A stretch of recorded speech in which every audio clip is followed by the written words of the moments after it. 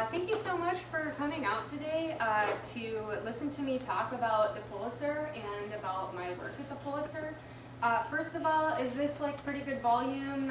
Do I need to shout more? Okay, if at any time the volume doesn't work for those, especially sitting in the back, just kind of maybe wave at me. I'm usually pretty good at projecting, but I want to make sure everybody can hear me. And so, yeah, thank you so much, Lindsay, for the introduction. So my name's Heather Smith. I'm an assistant curator at the Pulitzer, and it's hard to believe, but I've been there about 10 years now. Yep. Shocking, I know. Wow. Did you guys come here to flatter me today, or what? So yeah, I started in 2016, and actually I was going to say I've been there 9 years, but I'm just realizing it is actually 2026. So yes, I've been there 10 years. I started as a curatorial research assistant and have held several different positions. I'm now an assistant curator. I also head up our interpretation, so all of our public-facing text that people will come and encounter when they read about works in the galleries. If not write that, I serve as kind of an editor for that, and then I also head up our publications. I wouldn't say department because it's just me right now, but I am kind of the project manager for all of our books, and I'll mention one in particular that's really exciting when the time comes. And so some of you as St. Louis residents may already be familiar with our work at the Pulitzer, but I wanted to, for those who might not be familiar with us, talk a little bit about who we are and what we do, and what makes the Pulitzer Arts Foundation particularly unique, because I think as I work through the presentation, you'll understand that it is actually a really unique institution. So I'm going to talk a little bit about kind of what sets it apart from some of the art museums here in town, and then kind of more broadly nationally. And then I was going to take a little bit of time to talk you through some of the shows that I've had the pleasure of working on, if not as the lead curator or a curatorial partner, at least as a researcher over the past 10 years. And of course, if anybody has any questions at the end of the presentation, I'd be more than happy to speak to you. And I also, if anybody ever wants to reach out and has additional questions about the Pulitzer, my email address is in this presentation, and I'm sure Lindsay would be happy to connect you with me. So yeah, I will go ahead and get started and talk first about what the Pulitzer is. So we're an art museum, and we are located in the Grand Center Arts District in Midtown St. Louis. So we're just down the street from the Fox and the Symphony. And we're in the lucky position of being right in between the Sheldon, Concert Hall, and Art Galleries, and then on the other side of us is the Contemporary Art Museum St. Louis. So we're in this really, really lovely arts and culture district, which I think brings a lot to our program and to our offerings. And something that's really unique about the Pulitzer that sets us apart from a lot of other museums is that we are a non-collecting institution. We have 3 works of art that are permanently on view, and I'll talk about those a little bit later, but we do not actively acquire art. And I'll talk a little bit more about that later, because instead of a collection being the foil and the inspiration for our exhibitions, which is the case in many other museums that do have their own collections, our architectural spaces really become kind of the partner in thinking through our shows. So I'll share a couple of examples of that a little bit later. And then another thing that sets us apart is typically most non-collecting art museums tend to focus on modern and contemporary art, and that is a major focus of ours, but it's actually a mandate from our founder and board chair, Emily Rao Pulitzer, that we operate in a global and also a trans-historical manner. And so while you'll come to the Pulitzer, you'll often see modern and contemporary art on view. We have a strong history of exhibiting work from the past, and I'll bring out a couple of examples later in the presentation where I talk about what we strive to do with our historical exhibitions. And we're always free and open to the public, so come pay us a visit sometime if you haven't already. So I'm going to tell you a little bit about how this unique space came to be. So the Pulitzer Arts Foundation is the brainchild of Joseph Pulitzer Jr., we call Joe, and Emily Rao Pulitzer, who we call Emmy. And they are St. Louis-based arts patrons, and they've been heavily involved in shaping the visual arts and also the musical scene here in St. Louis. So Emily Pulitzer, Emmy, is originally from Cincinnati, and she was a curator at the Harvard Art Museums in the 1960s. Before she was hired at the St. Louis Art Museum, and she was actually not a curator, but the curator, the sole curator. at the St. Louis Art Museum there in the 1960s and through to the early 1970s. And in this role is where she met Joseph Pulitzer Jr. And so Joseph, Joe, was a longtime St. Louis resident, and he's a descendant of the well-known Pulitzer newspaper family. He was the publisher of the St. Louis Post-Dispatch, and he's also the chairman of the Pulitzer Publishing Company and a chair of the board of the Pulitzer Prize, which I'm sure many of you are, or most of you, are familiar with. And Emmy and Joe were prolific collectors of art, and they, over the course of their collecting and their, relationship and marriage, they were talking about how they wanted to build a place to exhibit their collection. And they began working on this idea kind of in the late 1980s and the early 1990s, but their plans were stalled when Joe died in 1993. And, after a period of taking some time off, Emmy returned to this idea of building a museum in the mid-1990s and then kind of ushered the Pulitzer Arts Foundation into being. And so Emmy selected the, at the time, up-and-coming Japanese architect Tadao Ando, who's now regarded as one of the most prolific contemporary architects in the world. And she really wanted to locate an architect who would become prolific, and so that played a big role in selecting him for the job. He was well known in Japan at the time, but the Pulitzer is his first public project in the United States, so it was really exciting. And at first she wanted him to work with an existing building. It was actually kind of like an old automobile, essentially like a warehouse. But as the conversations evolved, it became clear that a new building needed to be built from scratch.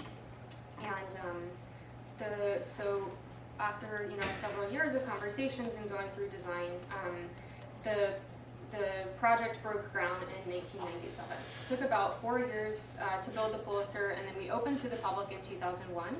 And so we are actually celebrating our 25th anniversary this year. I'll talk a little bit more about that in a second.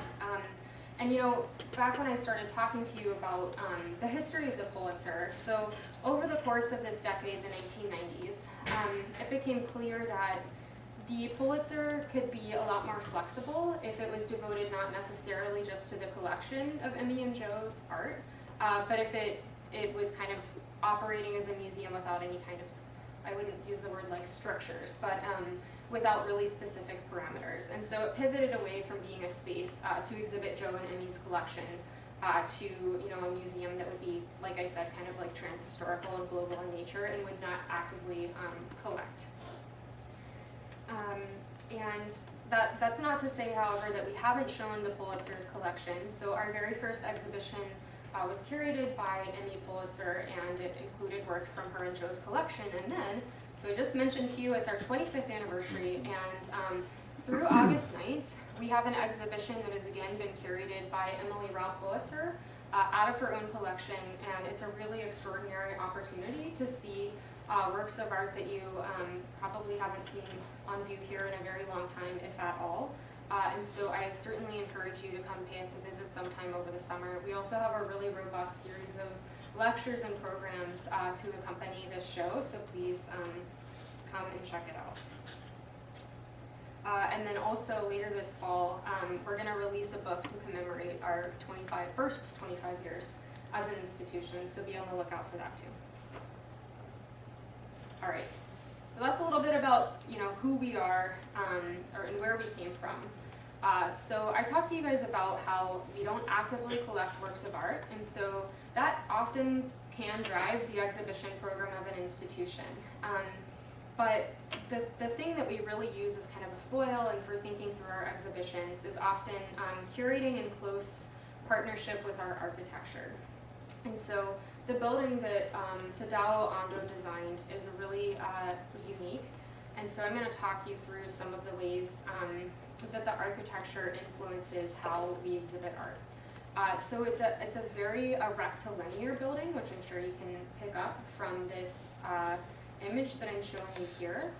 But something that's important to Ando is to marry the inorganic and the organic. So there are multiple moments inside and outside of our building when you get these like touches of nature. So for instance, This is our upper level, our third, or kind of like our second level above ground. And there is this, it's called pygmy bamboo is the name of this type of bamboo. So it's kind of like a small bamboo that almost grows like grass. And so that's in our upper level, bringing this like nice touch of color, which does change with the seasons. And then we have some in our outside spaces as well. And then there are also instances that I'll show you later, or right now actually, where you can see that there's a lot of natural light, especially, well, exclusively in our upper level galleries. And this is something that's kind of unique for art museums. Art is often, to put it frankly, like the enemy of, or natural light is the enemy of art often. Although I would say that there's nothing quite like being able to see art objects in natural light when the conditions are done kind of respectfully and with care. So you can see how the light changes your experience of viewing these art objects over the days and over the months as, you know, spring transitions into summer or fall transitions into winter. The conditions of the light and the feel of the galleries shift. And that can even happen when you're in the galleries just within a single moment. You know, if a cloud passes in front of the sun, you may get a totally different experience of an artwork than when it's very sunny outside. So it's very much in kind of seeing art in tune with these natural conditions. Oh yeah, and here's just another example where you can see some of that light illuminating certain aspects of this sculpture by Medardo Rosso. And we also, at the center of our building, this plays another big role in how you experience those upper level galleries. We have this reflecting pool that was designed by Ando, and Ando often incorporates water features into his architecture. And so what you get, you know, from this water is, the photo I'm showing you here is on a very still day, but when the wind is blowing, there are these lovely ripples in the water, and they end up reflecting patterns into our large main gallery that again kind of shift and change the way that you're experiencing the objects on view.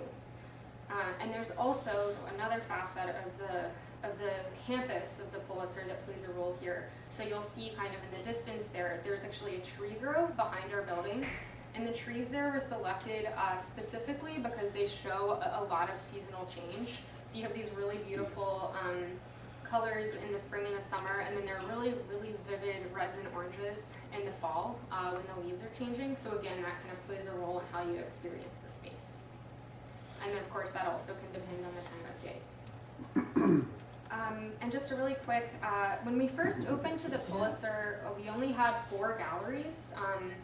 And so there were, the space that I'm showing you now was one of our 3 lower level galleries, but 2 of them had actually been staff offices. And in 2016, we closed to the public, 2014, 2015, we closed to the public and we underwent a renovation to transform these galleries into exhibition space, and it actually increased the footprint of the Pulitzer's galleries by 40%. So we had a much, much broader spaces to be able to exhibit art. And the newer galleries are the ones that have wooden floors, so you can always tell when you're in those galleries that they're newer. And then just a final word on the nature of the architecture at the Pulitzer. Something that I find particularly fascinating about curating there and working there is that, and just kind of the experience of working your way through the shows, none of our galleries are the same dimensions, and that again plays a role in kind of how you feel when you're with the art, and none of them connect directly to one another. There are always these moments of kind of pause and transition.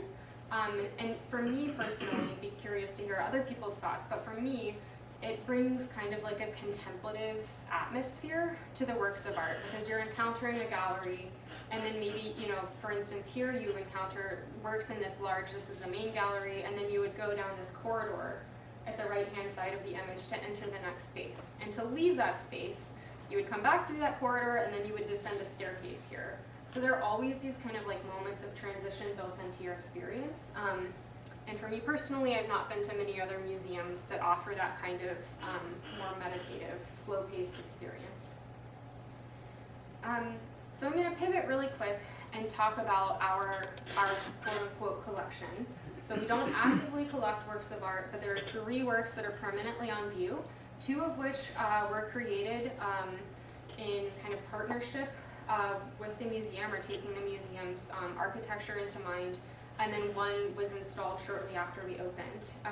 So the first one that I'll mention is our 28-foot tall wall sculpture, Blue Black, which was made by the acclaimed artist Ellsworth Kelly. And it was specifically designed for that long wall at the end of our largest main gallery upstairs. And this is also something that's really fascinating. When the building was being built, the artists collaborated very closely with the architect, and both of them kind of made adjustments to their designs to be able to kind of have the best possible outcome. And I mentioned to you that we're doing this 25th anniversary book, and our architect, Tadao Ando, actually wrote a reflection for the book, and he talked about how architects don't usually work, in dialogue with artists, and they don't usually adjust their plans, so it was kind of a new experience for him, but he felt that it led to this even better outcome. So for instance, this Blue Black work that I'm showing you right now, originally the entrance to that gallery was much higher. I should have didn't bring clicker, but it was, and I'm too short, obviously. But it would have been like way up there. And when the architect and the artist were looking at designs together, they felt that the kind of the bifurcated nature of Blue Black didn't quite work with that gallery height. And so Ando actually lowered that door to kind of make it feel a lot better balanced. So that's kind of like a unique story there. And there's a similar thing to be said for Ellsworth Kelly, so I'll get to that to Richard Serra, but I'll talk about that in a minute. So the second work that we have permanently on view is a work called Joe, named in honor of Joseph Pulitzer Jr. And this is one of Richard Serra's torqued spirals. The walls are about 13 feet tall, so it's quite a monumental piece.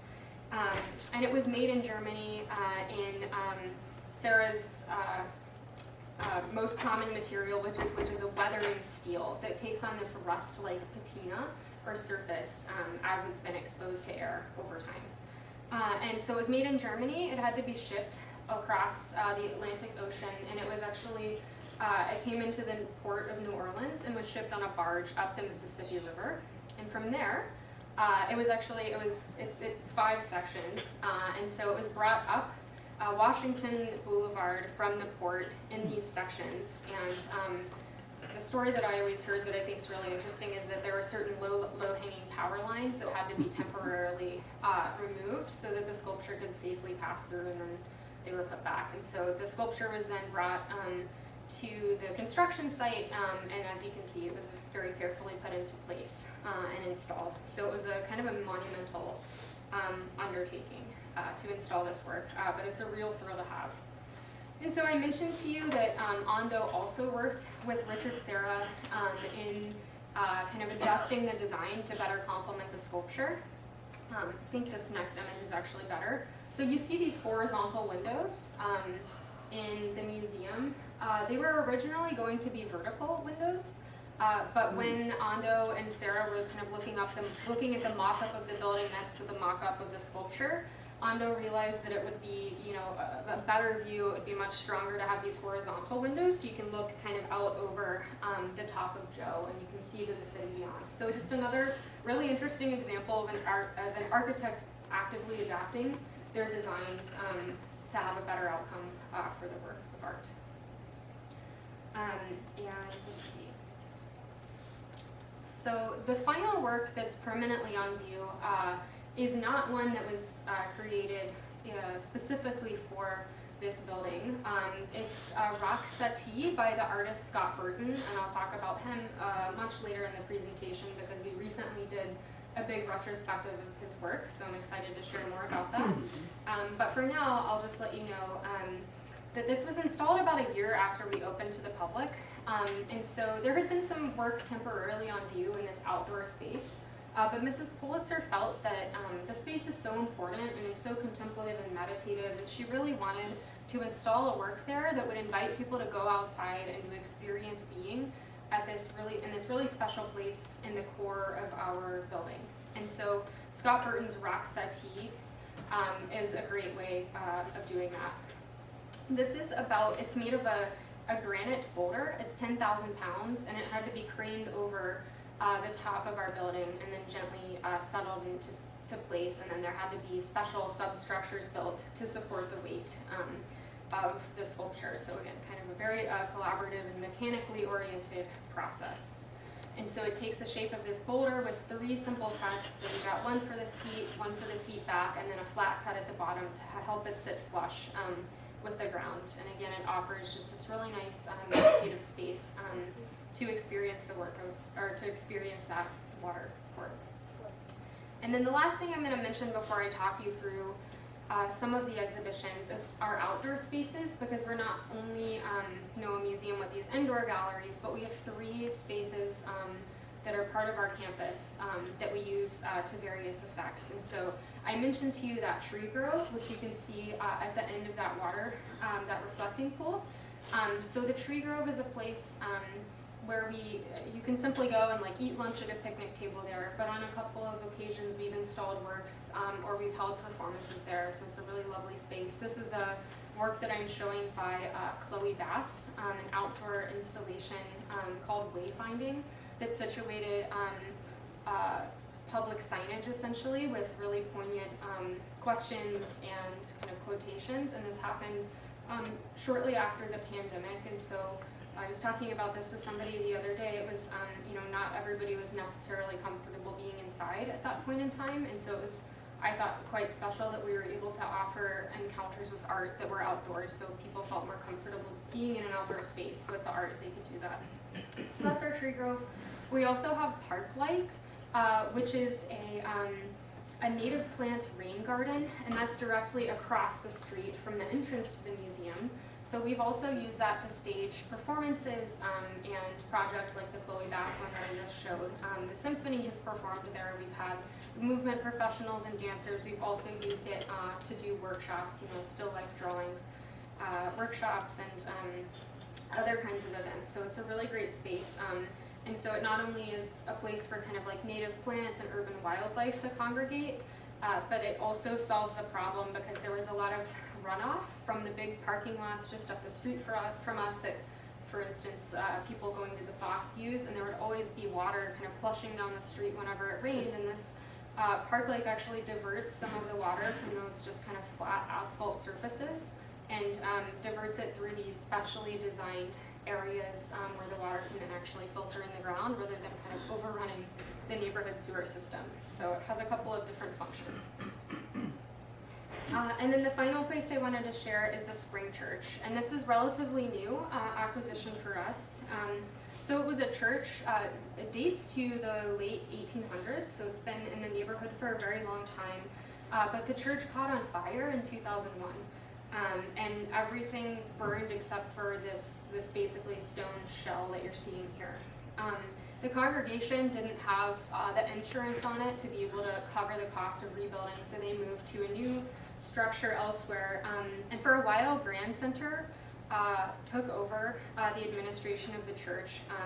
But during COVID, the ownership was transferred to the Pulitzer, and we were able to rehab the building to make it more structurally sound and safe for people to enter. And so now we've used it as a site for temporary installations, for performances, neighborhood gatherings, things like that. So it's very exciting that we now have this outdoor space. All right, so I think that gives you a pretty good overview of what the Pulitzer is, what the spaces are like, what makes them kind of unique, and then kind of the broader spaces that we operate in the neighborhood. And I wanted to spend the second half of this presentation talking to you about some of the works we do with our exhibitions. And so there are 3 types of exhibitions that we typically do, although it's certainly not limited to what I'm talking about here today. But the ones that I'm going to share more about you are those kind of modern and contemporary shows, which we do most often. These historic exhibitions of art made really before like 1900, again, kind of global and trans-historical. And then the final type of show that I'll talk to you guys about are artist curated shows, which we have a long history of doing. Our first one was back in 2012, so we've had several over the past, almost 15 years. And so, I when I talk about this to people, the things that I like to share is, those kind of more modern and contemporary shows, they're often dedicated to artists who've had major impacts on art and art history, but haven't received much recognition for their work. So we really like to support those artists who just kind of like deserve more attention and more acclaim, and there's a couple of great examples of that. For those historic shows, one of the things that's really important to us is finding ways to link concerns of the past with concerns of the present in kind of unexpected ways. And then those artist-curated shows, it's really important to us to center artists and just to support artists' work and artists' ideas. So I have often found, speaking from personal experience, that learning more about what kinds of work shape artist practices and what kinds of work artists find most important, I think that can tell us a lot and kind of open us up to new ways of thinking. So I'll share a couple of examples of each type of show. And I worked on these shows. If I wasn't a lead curator or a co-curator on them, I had the pleasure of working as a research assistant on them. So it's just been such a delight and such a great formative experience for me in curatorial work. So the first one, okay, I knew that I would get a happy reaction for this one. This is I think one of probably our best known shows in the past 10 years.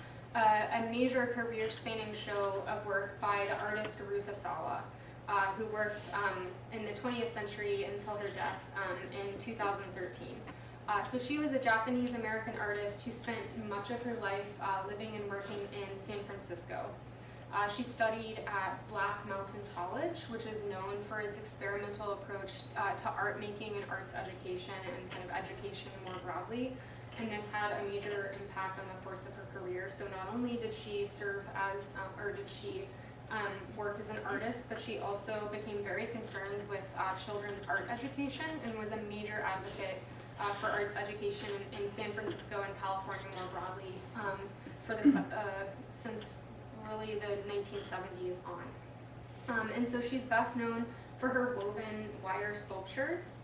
And one of the things that she was really interested in doing was kind of de-solidifying sculpture, turning it from something that's kind of solid and maybe it sits on the ground or on a pedestal to something that's suspended in the air. It's a light, it's airy, it's immaterial.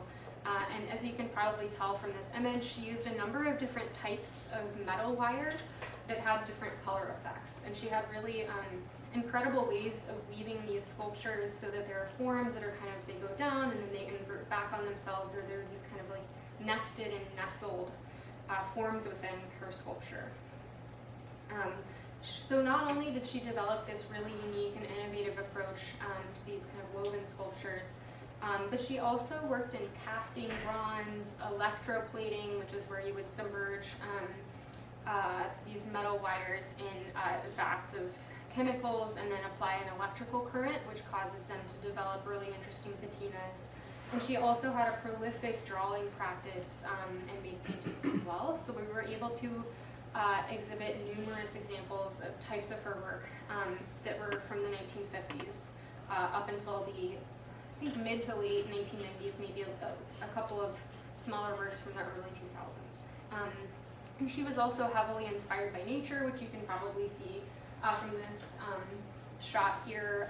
Natural forms are very important to her. She was a prolific gardener and spent lots of time outside tending to plants and looking at plants. And so that was also a major impact on her practice.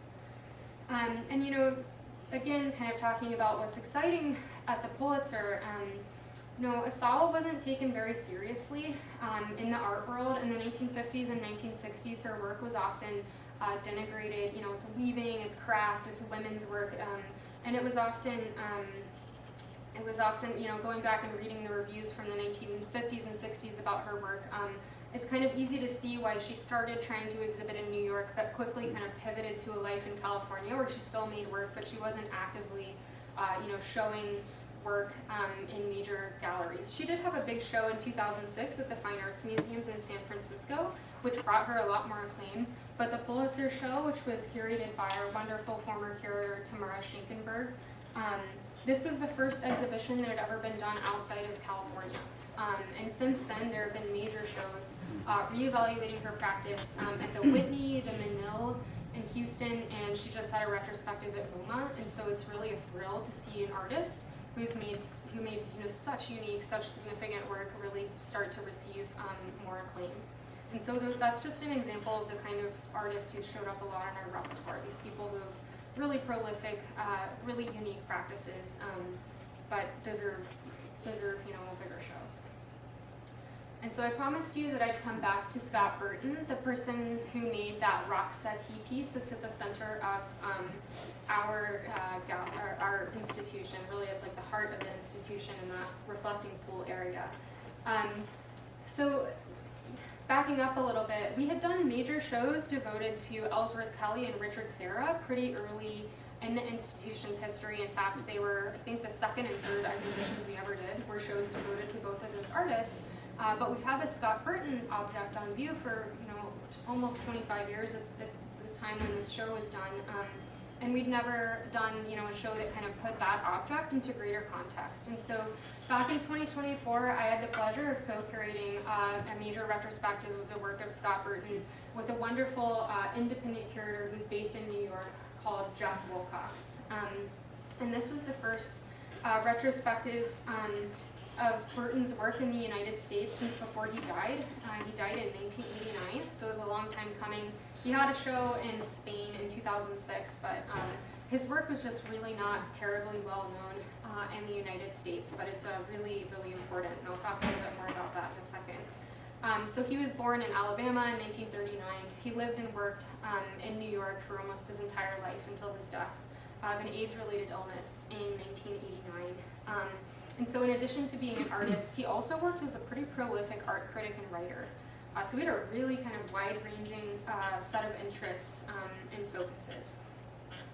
And something that really intrigued him, and that comes up a lot in his later work especially, is he was really fascinated by the intersection of furniture and sculpture.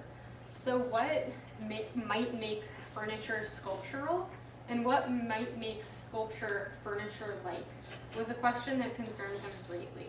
And so he made a lot of really interesting and innovative furniture designs. You can see a number of tables and chairs in this installation view. And so while they're technically functional sculpture, he also, so that they technically function as furniture, they also have incredibly sculptural qualities. He's really interested in exploring materials and shapes and forms, so I think that comes through fairly well in the work that you're seeing here. He also had a major focus on public art, so the rock settee that I showed you all earlier is a good example of types of work that could function very well in a public context. When you're making works of art for the public, or at least when Burton was, he was concerned with, how do you what do people need when they're going about their daily lives, and how can artists help? And for him, that was just seating in public spaces. He often referred to himself as a lunchtime artist, and he said, it's more important what people do on their lunch breaks than me pushing the limits of my creative expression, which is kind of a quirky and clever quote.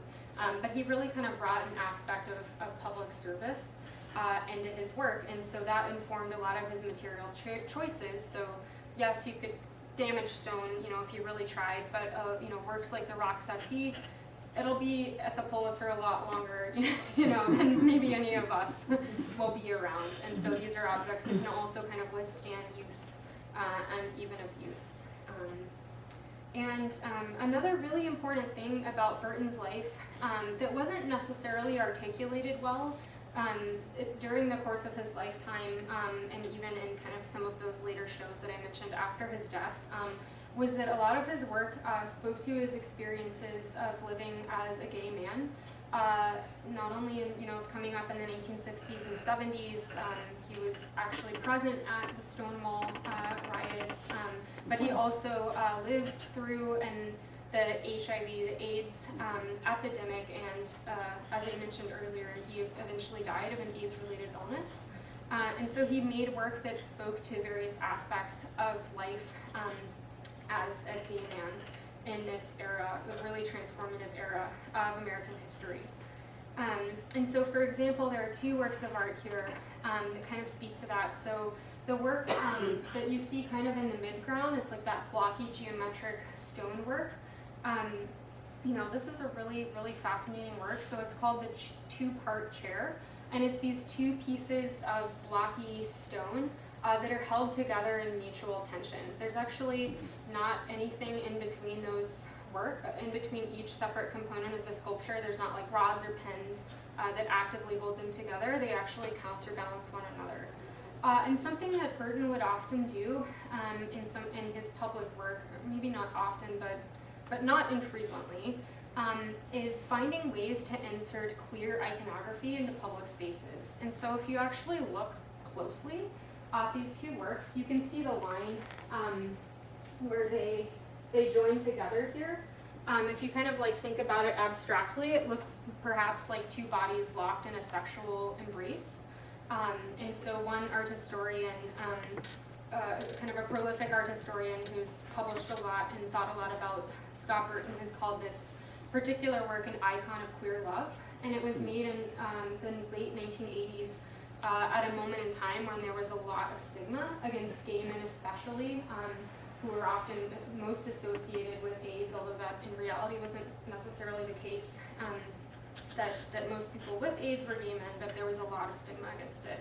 And so I think it's really powerful that Burton is finding ways to bring these kind of veiled, I say like kind of there's a bit of plausible deniability here, because you could always say it's just about geometry, it has nothing to do with you know, being gay, but there's also kind of like a sly nod here, and there's a visual lexicon that people from a certain background would be able to pick up on. So I find this to be a really powerful work.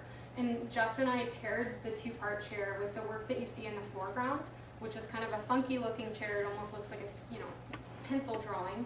And so this is actually called the healing chair, and it's Burton's final work that he designed before his death in 1989.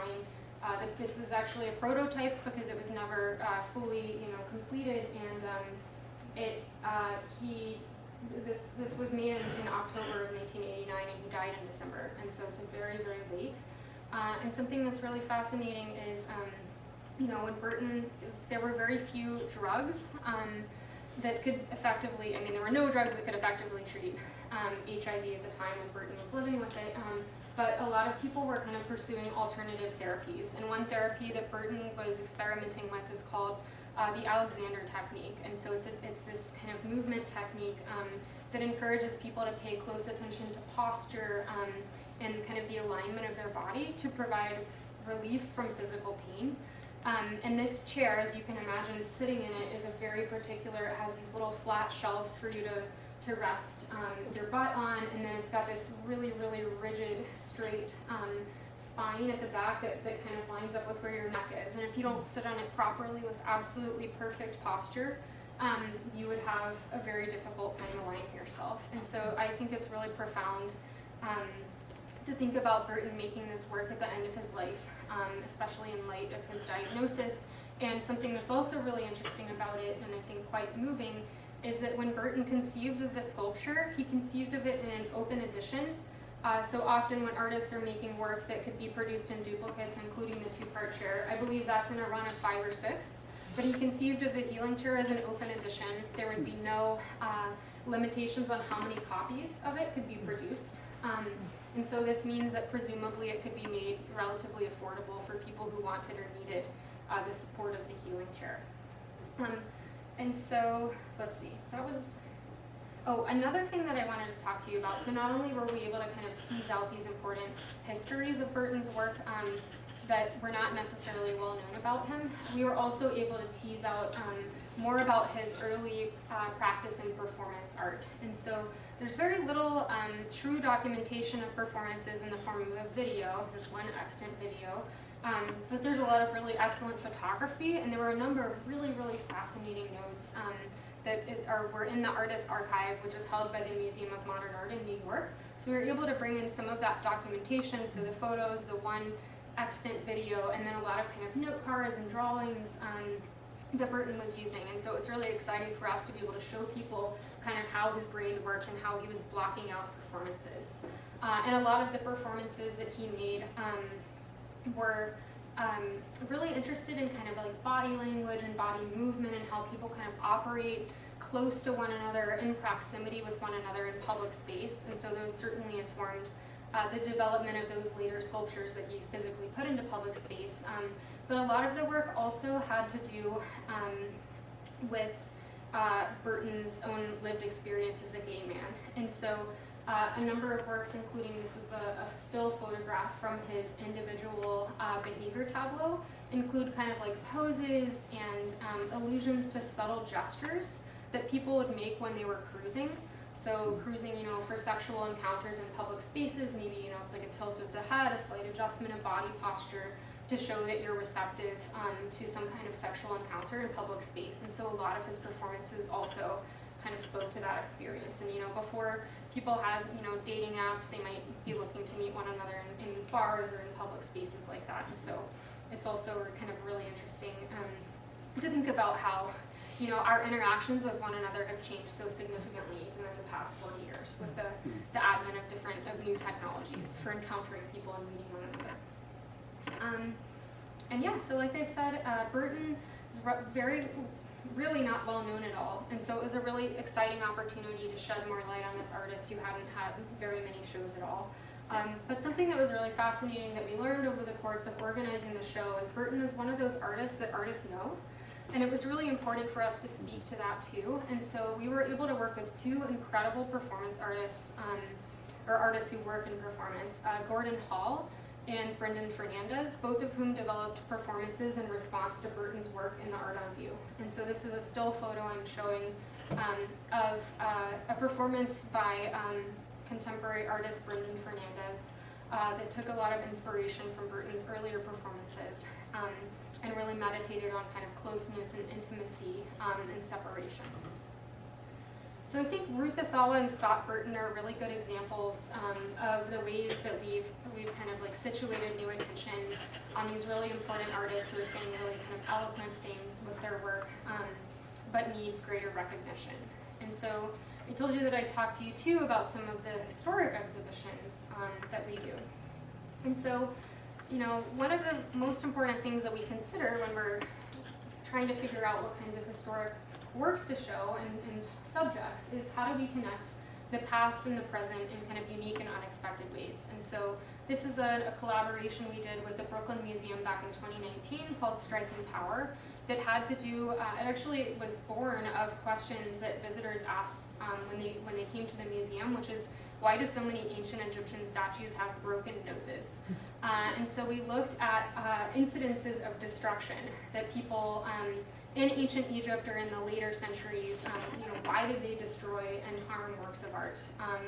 And there were religious and social and political motivations for this. On the religious side, and in the ancient Egyptian belief system, there's a belief that spirits could inhabit sculptures, and so by, you know, like cutting a hand or chiseling out a mouth or a nose, you deprive the spirit of its ability to kind of function, to breathe, to operate when it's inhabiting, you know, a sculptural work or an image.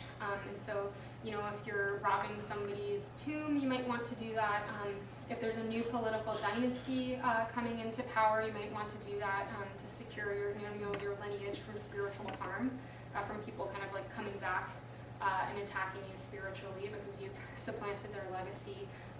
There's also, there were some really interesting examples in this show of objects that seem to be destroyed not only for these religious and social and political motivations, but also just for kind of like practical needs. So, you know, this is one sculpture that the curator that we worked with at the Brooklyn Museum suggested was potentially roughed into a rectangular shape to be used as a building material, for instance. So there were really, really fascinating questions that were asked and then, you know, partially answered with this exhibition. And something that was really fascinating, you know, in 2019, when we were putting on this show, it occurred at a moment in time when people were grappling with, and we're still grappling with this, you know, what kind of monuments deserve to be in public spaces, and at what moments do we decide to remove monuments from public view. So it had these really fascinating parallels with the contemporary moment. The second show that I wanted to talk to you about really quickly is the one that Lindsay mentioned earlier that I curated. And so this was called The Nature of Things, Medieval Art and Ecology. And for me, this was a really interesting show because I was able to ask 2 questions with it, and it was the first show that had really ever done this, for historical art at least. And so I really wanted to think about the environment as a partner to the production of works of art rather than like a backdrop against which artists operate. And so the show asked 2 major questions. So how did art making affect the environment in the Middle Ages? You know, you come across instances of deforestation and resource exhaustion due to mining, for instance, overgrazing by sheep for the wool industry, or for the parchment industry, parchment and wool, of course, being used to make textiles and books before paper comes into the fore. And so kind of looking at like how does the manufacture of a work of art affect the environment? And then the flip side of that, which I actually think is more interesting, is how does the environment itself guide the production of works of art? So if an artist is working in an area where a particular resource, you know, a particular kind of tree or a metal or a certain kind of clay is widely available, they might be using that material. On the other side of things, you know, if you don't have materials available to you and you're not developing workarounds, you might have to trade from them, sometimes from really long distances. And so then the environmental footprint of making a work of art expands really broadly. And I've actually just completed a book manuscript that comes out of this project, and it'll be released by the Getty Research Institute next year. So if you want to kind of read more deeply about this subject matter, you can check that out when it comes out later this winter. And so I'll just flip through a couple of photos of the show. So I look at kind of forests and wood and its importance to art and life in the Middle Ages. I looked at objects that were made from animals and kind of looking at land use dynamics in the Middle Ages. And then I looked at stones and metals and clay, you know, and ceramics and glass, which I kind of divided it into like renewable resources. And then for the second part of the show, the stones, metal, glass, clay, that's kind of like art made of non-renewable resources. So I thought that was kind of a fascinating lens. And then the last show, oops, there's just one more detail shot. Okay, so the last show that I wanted to talk to you guys about, and the last type of show I wanted to share, is this artist-curated exhibitions. And so over the course of the last 15 years, as I mentioned earlier, we've had several instances in which we've been really excited to offer opportunities to artists to curate exhibitions at the Pulitzer. And so last fall was our most recent example of such a show. And it was work by the artist Jennie C. who's a New York-based artist who's best known for exploring the intersections of the visual and the auditory.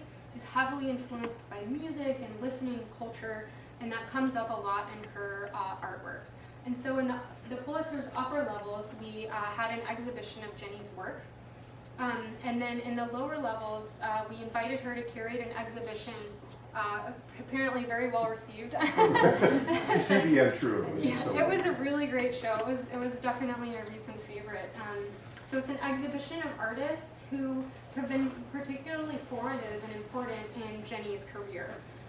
And so putting artists in dialogue with one another that we might not necessarily expect to be together, I think is always really fascinating. I mean, she was really, as you can see from this shot, interested in kind of color and form and geometry, and you can probably see that again here. And a lot of the artists that were featured in the exhibition were also interested in music and composition, and we had several examples of artists who were actually like kind of coming up with innovative ways to choreograph song and movement. You know, what she was doing in that show was connecting the visual avant-garde with the musical avant-garde and showing that there actually was an overlap there. And that's something that art historians and music historians, they haven't really kind of connected those dots yet. And so I think that's a particularly exciting example from my perspective of, you know, the perspective that an artist can bring to make us learn more about art history and the discipline. So, like I said, please come see Dialogues and Conversations. which is curated by Mrs. Pulitzer. It's up through August 9th, and it's really, I can't encourage you enough, it's a very exciting opportunity to see works of art that have not been on view in a very long time, and in really, really fascinating kind of conversation with one another. And they also, you know, if you're interested in St. Louis history and cultural history, you know, Mrs. Pulitzer has had kind of long-standing personal relationships with these artists, and so it's an interesting way to kind of think about the formation of the Pulitzer Arts Foundation, kind of its role too, which is, you know, it's founded by a curator who's had these long conversations with artists. And then in the fall, we'll have work by a contemporary Colombian artist, Olga de Amaral, who works in fibers. So if anybody here is particularly interested in fibers and weaving, I would certainly encourage you to see that. So there you are. Thank you.